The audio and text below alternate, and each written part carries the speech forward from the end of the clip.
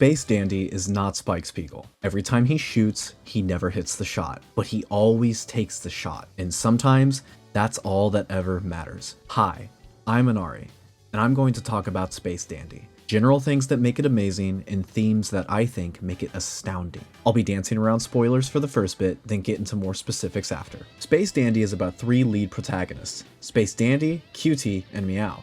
Dandy is an alien hunter with a spaceship, the Aloha Oi. His freelance job is tracking down rare aliens to register with the Alien Registration Center. Cutie is an advanced robot AI vacuum cleaner. He loves cleaning, maintains the ship, and assists in tracking and classifying rare aliens. Meow is an alien species called a Betelgeusian, cat-like, a bit lazy, and frequently seen on his phone. Despite this, he's typically the person that has a lead for a rare alien. While our heroes go about their day, they're unknowingly pursued by Dr. Gel, a scientist of the Gogol Empire. The Gogol Empire is at war with the Jicro Empire, both fighting for control of the universe.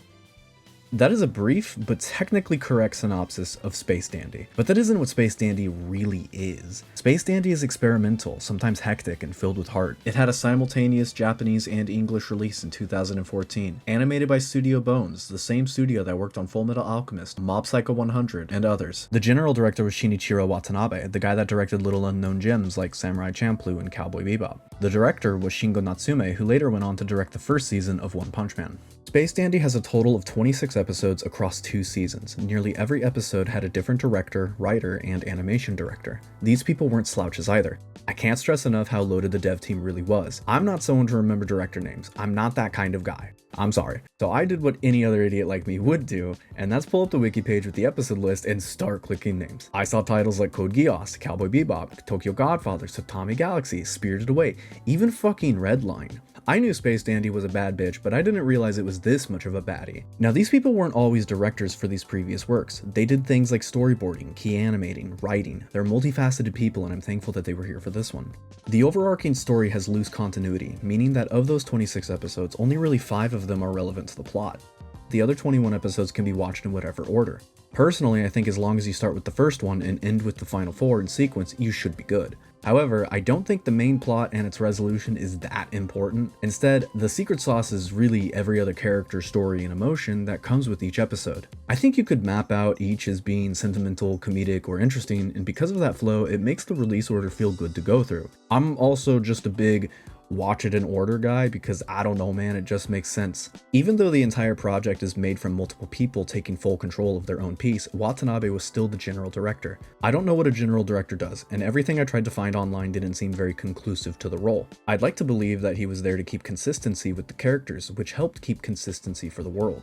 I might be making a reach here for saying this, but to me it feels like Watanabe's fingerprints were all over the place. If I remember right, a lot of Samurai Champloo and Cowboy Bebop involved them chasing after money so that they're able to pay for essentials like food, gas, or a place to stay. Both of them had a loose overarching story, more focused on the characters and the moments they experience. Despite the pursuit of money, the characters only ever really needed it to survive. They never came off as greedy, money was a means to an end. They lived by their own morals and would take no payment if it meant going against what they believed. I also remember there being a few episodes in both of these works where there was a feeling of mystique. I haven't rewatched Samurai Champloo and Cowboy Bebop in a few years. I plan to after finishing this project, so if I'm wrong in making these comparisons, I apologize. But I hope you understand what I'm getting at here. Space Dandy follows these same kinds of conventions, and for my personal belief, these feel like Watanabe's fingerprints to me. When I first watched Space Dandy, I had no idea that he was involved, but once I had learned, I felt it fit the bill. It's a shame to hear that Watanabe considers Space Dandy a failure due to the show not being a hit on its release. Personally, I believe that it is a masterpiece and an incredible showcasing of what animation can be.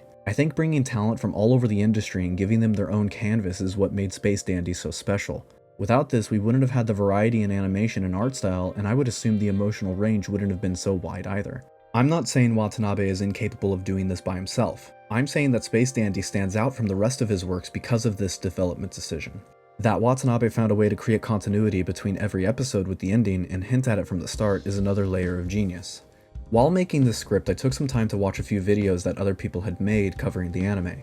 I was surprised to see that so many people mentioned that it wasn't well received or that it didn't get the attention it deserved on release. Being the clueless person I am, I had no idea that it flew under the radar, which is a shame because it's so much more than what it presents itself as.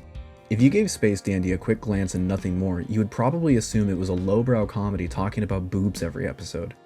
Which it can be, but Space Dandy is more than that. Don't get me wrong, Dandy will talk about his love for boobs or a great butt. It acknowledges and revels in that side of itself, with the characters ogling at the fan service themselves. But these moments don't define the show's entire joke repertoire. The jokes can hit, and when they hit, they're fucking good. Are you sure about these sleeping arrangements? Silly asking. Why not together on heart-shaped bed? Okay. I believe the variety in the humor brings more realism to the dialogue, writing, and the characters. I love to laugh, and sometimes I'm laughing at really stupid jokes. I know it's a stupid joke, but I'll still laugh about it. Not everything has to be clever to be funny, and Space Dandy knows this. It has a mixture of clever and base humor. As a parasite-type alien, Our Excellency is able to use other beings' brains to think. Doing so is much easier than thinking for oneself, after all. I believe this mixture makes it feel more relatable, and through relatability comes realism. Sometimes the jokes themselves are shown instead of told. Take Dandy pulling up his pants, then dropping immediately into the pit. Something about this tickled me so much that I had to include it here. By the way, look how fucked up he looks here. Yeah, the art style can go wild. Most episodes have a consistent look as you'd expect of anime, but some really let themselves have fun with the visuals. This unexpected variety can really add to the mood of the setting, story, or characters. Like this one where he's on a tiny planet called Pushy Boyfriend. He meets the literal Pushy Boyfriend, who is this goofy fish alien species.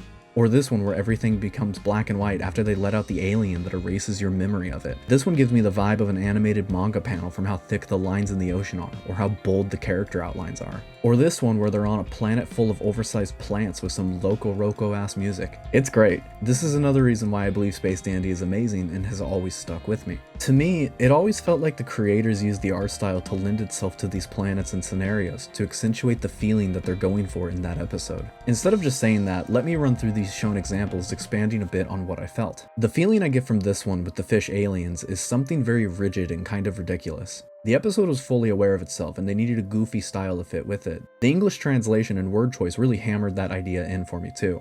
The art style also let the animators go fucking ham in a few scenes, which is just fantastic. I personally think that the decision for making this one black and white is to try and push like a brain fog kind of feeling. They'll talk about how they don't fully remember something, I think trailing off mid-sentence struggling to think on it. But not all of it is black and white. We see that the characters still get some defining color in them. I like to think that the decision for that is to push more on the memory thing. You still have some of it, but most of it just isn't there. I don't know if that was an intentional parallel, but I think it might be.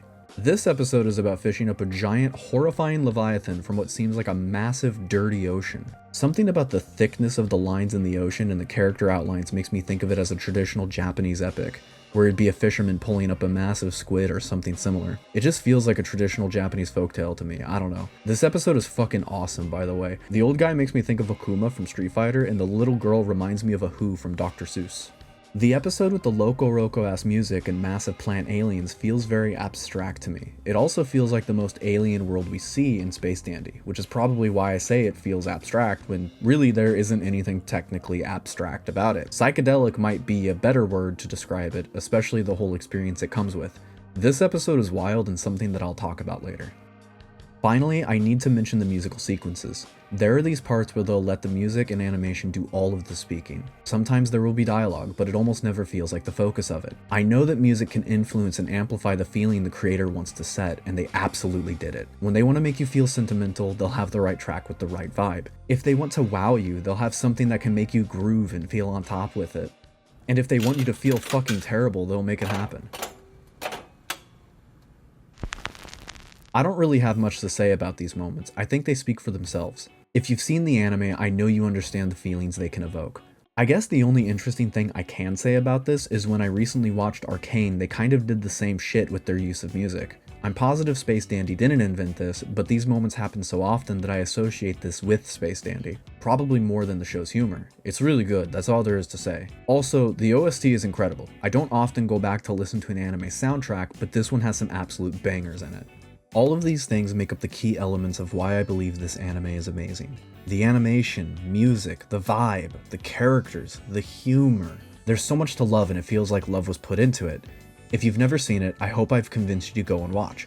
English subtitles or the English dub, it honestly doesn't matter. The dub is great and Ian Sinclair does a fucking phenomenal job as Dandy. For the rest of this video, I will be talking about what I believe makes Space Dandy so special to me, particularly the themes. Because of this, I'll be getting into very specific examples, so spoilers will be ahead. If you've never seen the anime and want to avoid spoilers, now is the perfect time to click off. Thank you for watching up to this point, and feel free to come back for the rest of the video after. It feels like whenever I see discussion about the anime, it's only ever about the comedy, which, don't get me wrong, I love the show's humor, but I think there's more to it than that. I want to talk about 3 specific themes: life, love, and mindset. I'm sure there are other things that could be pointed out or brought up, but I want to talk about these ones. Life is a complex topic. If you ask someone what they think life is, you'd get a plethora of answers, some ranging from physical beings like animals or plants, to someone eventually saying it's awful. The perspective of what life is depends on the person and the circumstances they're in. Perspective is probably the most consistent factor when being asked this. It's always coming from someone. Space Dandy has multiple perspectives on what life means. In a non-literal, is this thing alive, and more of a focus on someone's routine, Dandy and the crew live their lives where the wind blows. They're chasing after paychecks by finding a new alien species that is either rare or completely unregistered. But money is never actually the goal. Money enables the goal. The goal is to hang out at boobies, flirt with some cuties, have some good food, drink, and hang out. Sounds fucking awesome to me. But given the decision Dandy has made to be an alien hunter to achieve this, his life is going to be filled with uncertainty. How long before the next payout, the next meal, and is he going to die in the next episode again?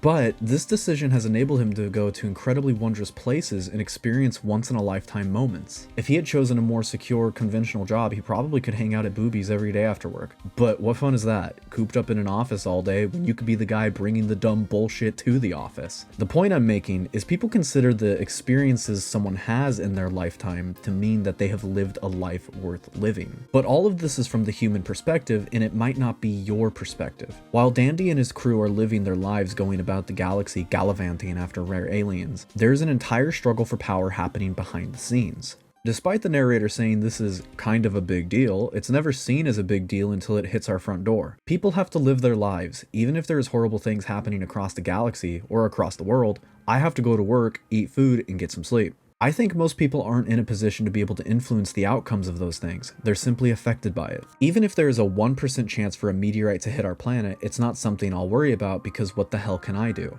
I can barely write a script and stick to it.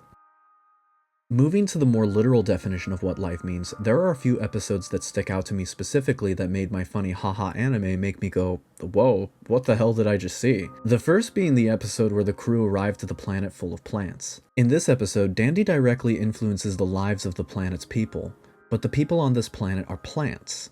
They're plants deep in an accelerated evolution due to the meteorite that hit the North Pole. The meteorite expels a gas that causes the plants to grow in size, and through this growth, they've achieved sentience. This sentience has led them to create an entire society consisting of 18 different states. Through this evolution, life has become significantly more complex for everyone on this planet. Dr. H is the giant researcher that Dandy travels with. He wants to disable the meteorite because he feels it is dangerous. He was researching the meteorite at one point and expressed this sentiment, which led to him being removed by Kokamuka. Kokamuka is this handsome blob of a plant that is a leader of a country, I assume the country that houses the meteorite. After Dr. H was removed from the team, Kokamuka had placed a spy to watch over him. Not only did this big guy have spies, he also has a kaiju caterpillar that seems to be working as a guard dog. We see in this scene where Kokamuka pulls up with some microbes and the giant bug immediately stops advancing. We know that only plants can be affected by the meteorite, but somehow this man's research team has led it to affecting something that isn't a plant. Everything has become significantly more complex for this entire planet. They have borders, politics, spies, entertainment, potentially Mothra in the future. All of these things affect the everyday lives of the people here. But before all of this meteorite nonsense, they were just simply plants, which Dr. H wishes for, to return to leaf. Dandy pulls the plug on the meteorite and immediately everything begins to regress.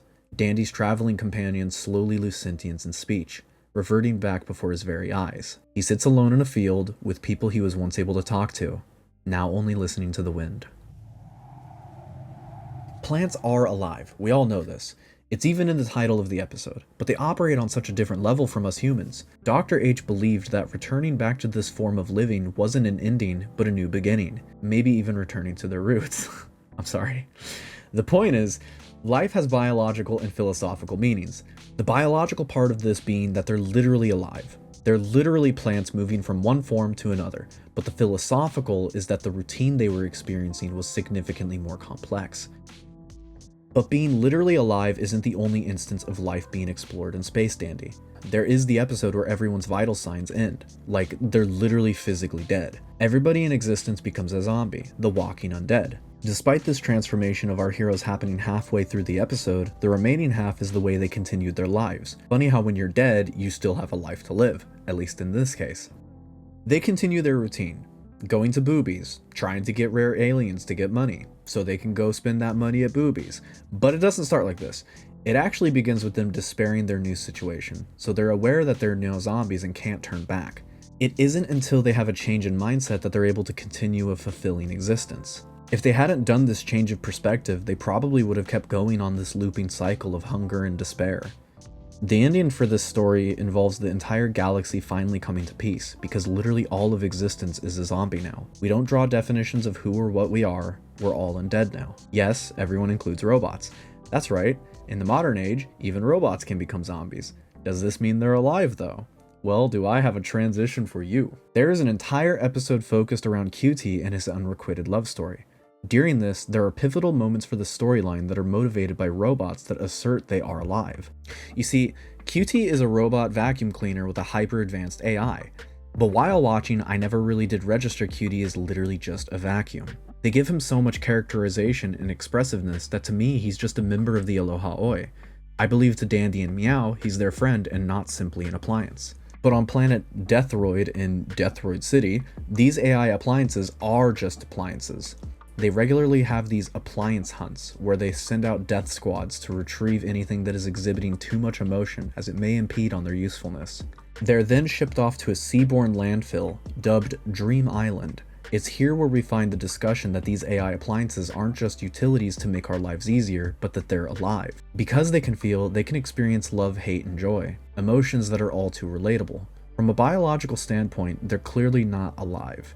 But from a philosophical view, maybe they are. Earlier I talked about the idea that routine is ingrained into life. Through this, we could interpret that life is a journey of forming relationships, experiencing moments, learning and creating meaning through it all. That it isn't necessarily only about the biological viewpoint, a literal meaning, but a more spiritual meaning. With this definition, we could argue that the appliances on Dream Island are alive. They experience love, compassion, worry, joy, and hate. They have a day-to-day routine that they go through, and I would expect death can come to these guys. I'll be honest, I also thought it would be funny to ask Claude AI what is life, and it gave me an answer like that. It felt fitting to get a robot's perspective on this. Tomfoolery aside, this is another moment that showcases the perspectives that Space Dandy has on the topic of life. We see different ideas and takes on it from the basic to the synthetic, from a literal sense of what makes up life to a more philosophical idea of what life is. I believe that Space Dandy has these ideas because of perspective being such a key element to everything. Something that someone may enjoy, someone else can completely hate. It always comes down to your mindset.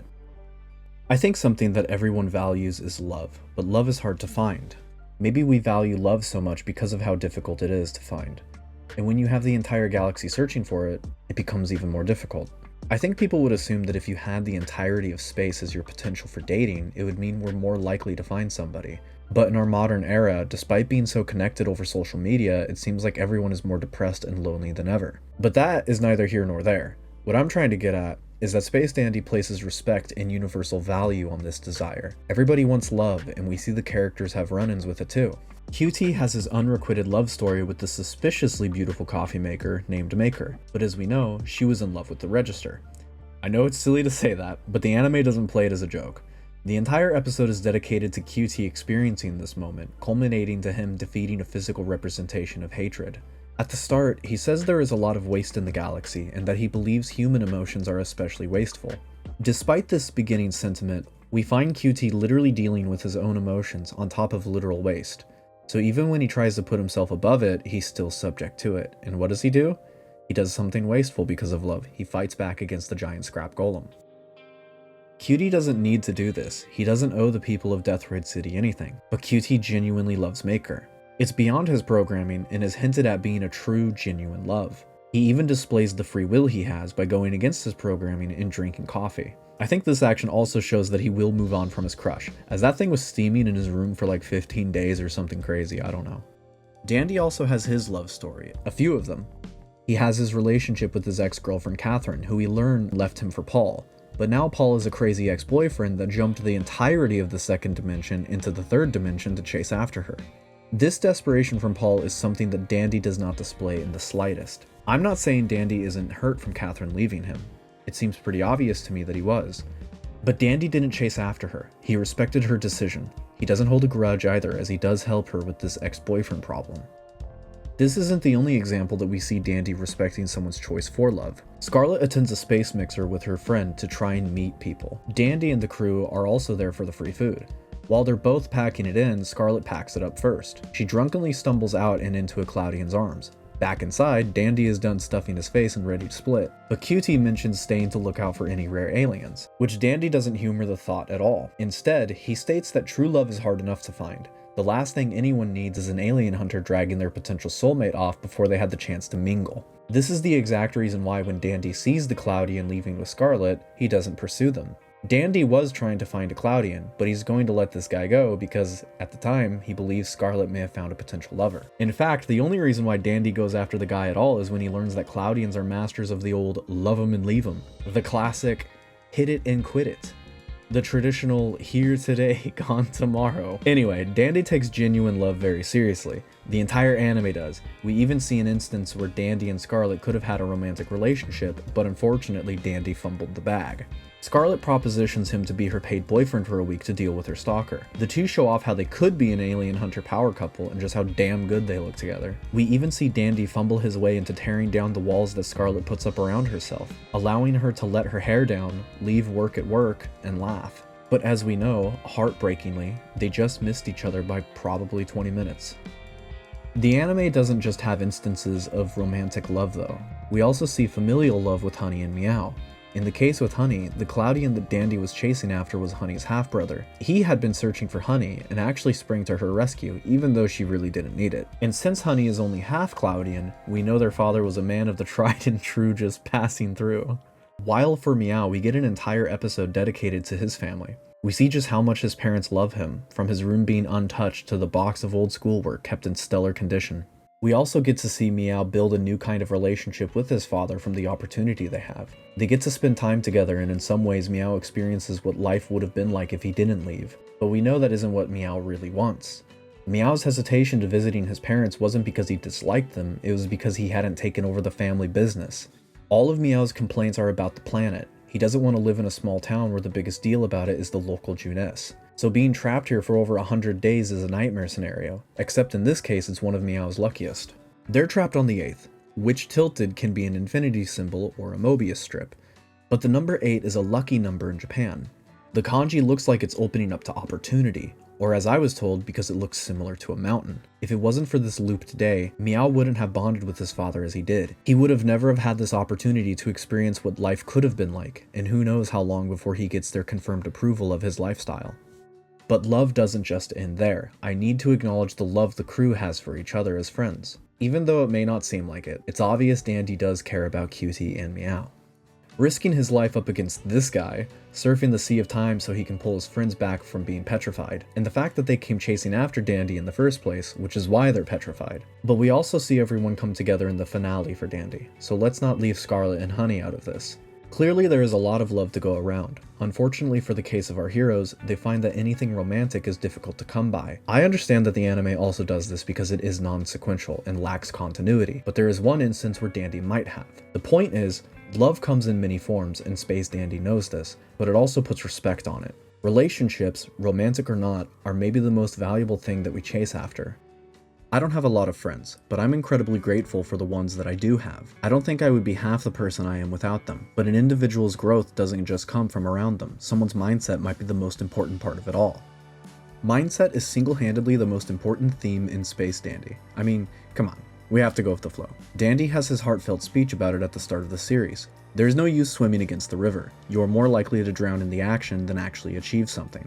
That doesn't mean don't try or never pursue your dreams. There will always be resistance. I think it's a matter of understanding what you're able to actually control. You cannot control the environment's actions. You can, however, control your reactions. In the case with Meow's home, the crew tried to fly off the planet. Instead, they learned even death couldn't release them from this place. So they tried making the most of the singular day on repeat. When you're turned into a zombie, it's better to embrace the new lifestyle to try and make the most of it. And you can't force somebody to love you. All you can do is try and show your best qualities and hope they'll love you as much as you should love yourself. But it isn't always about reacting. Sometimes you have to be the one to try and push for something to happen. Context is everything. Sometimes you're the most important person in existence and you get to make the big decisions. It just depends on the moment. And when your moment comes, make sure you're true to yourself with the whole ordeal. Never try to be anyone other than yourself. That's something this anime always says. Be authentic. Not everyone is going to like you, and that's okay. You can be your own cheerleader. Dandy is always in his own corner. When everyone else thinks he doesn't have it in him, he aims to prove them wrong. But you can't just cheer for yourself and not put in the work. You can't just say you're amazing and never try to do anything amazing. It's okay to fail. Fall down enough times and eventually you'll get it. The most important part is showing up and putting in the effort to try and make it happen. Have a level of confidence and comfort in yourself that allows you to make decisions you mean. It doesn't matter if you're passing up $1 million. You'll find another way to get that million. What does matter is that you did what you think is right and what feels right to you. Now, I understand that Space Dandy is a collaborative work. It should come as no surprise that a collaboration with different writers and directors for nearly every episode would have such variety in ideas and tone. But I believe this variety is intentional and not a byproduct of the creative method. I know that it is revealed that Dandy exists in every universe or that every episode is canon and does happen or whatever. I understand that. What I believe is that Space Dandy is meant to have these different perspectives purposefully, despite the creative decision. I would like to believe that even if it had one sole director and writer, the show would still have varied perspectives on life, would still have love as a central theme, and Dandy's confidence, optimism, bold behavior, and general demeanor would remain. In the second season of Space Dandy, there is an episode called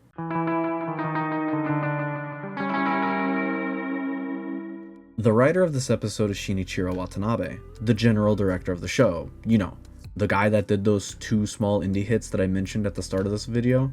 That guy? Yeah, he wrote this one. Now sit up straight. This episode shows every theme that I've talked about. For starters, Dandy is dead and is now a spirit on the planet Limbo. He hasn't realized this and believes himself to be alive. He gets a traveling companion named Ferdinand. From what I've looked up online, the meaning of the name involves readiness for a journey. I'm sure in this case, meaning he's a guide for their journey to the afterlife. He is the person that leads Dandy around, knowing where to go when looking for food. In some ways a parallel to Meow, given that Meow was the person that typically had the leads on where to go for an alien. Cutie's parallel, if there would be one, is the little motorcycle that drives Dandy, given that it's relatively machine-like, but also because it's handling the transportation and is lacking in performance. I don't really think these parallels are that important, but I think it's neat, so I left them in. Dandy also travels with Ferdinand until eventually learning that he is dead and died from a mishap near a dark nebula beside the planet. But it's okay, because this is a world with no sadness. You can eat, drink, and never have to work again. Every day is a party here on Limbo, but Dandy rejects the idea, believing you need sadness to have happiness.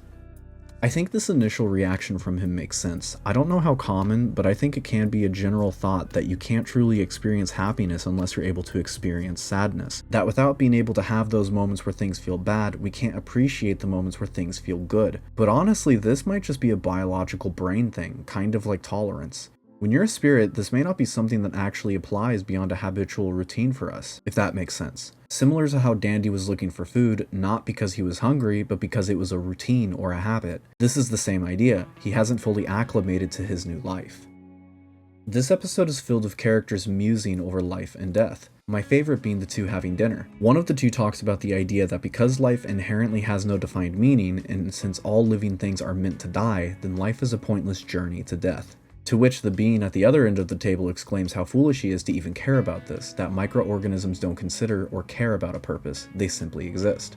It's a discussion about nihilism from 2 different perspectives. If nothing matters, why care? But on the other hand, if nothing matters, then make your meaning. Enjoy your life. It might be the only one you have, but in this case we're learning that there may be some form of life after death. We are on Limbo after all. Next, we have our display of love from the planet Limbo herself, or her curiosity personified. Dandy is attempting to find a way off the planet so that he can return to the life he had before death. This causes him to run into her. She explains to him the history of the planet and explains her loneliness to him.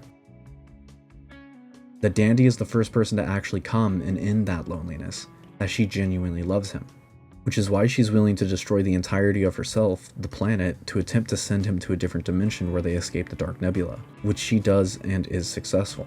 But before Dandy goes, he has the realization that it doesn't matter where he is. He'll always be him, alive or dead.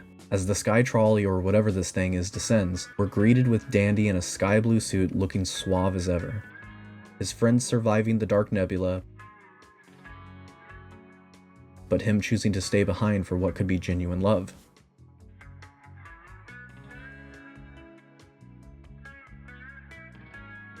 Watanabe wrote 3 episodes for Space Dandy. This one, the first, and the last. Finding these themes throughout the anime doesn't feel like it just happened to work out that way. I believe it's intentional. It doesn't matter what situation he's in, he'll always be a dandy guy. He'll always shoot for the top and smile the whole time. That kind of mindset is something that I want to have, even if I struggle with it. It's why I love this anime so much. In fact, his drive and confidence is the whole reason I'm making this video. There's this scene in the ramen episode where Meow is convinced they found the phantom ramen. Dandy, without hesitation, hops the counter and gets on the island where they prepare the food. He has his eyes on his goal and just fucking goes for it. That's the thing he wants. That's what he's been chasing. Go try and get it. That level of determination is how this video started. He always takes the shot even if he misses. And if he misses, who cares? It's inspiring. I love Space Dandy. Yes, it is a comedy, but it is so much more than that. It'll always be one of my favorites that I return to every so often. Thank you for giving me your time to listen to me talk about this anime. I hope you've enjoyed it. Please like, comment, subscribe, let me know if you've liked what I've put together. It'll be a nice motivator to push forward onto the next one. And finally, yeah, he is a dandy guy in space. Alright, I said the fucking line, get out of here.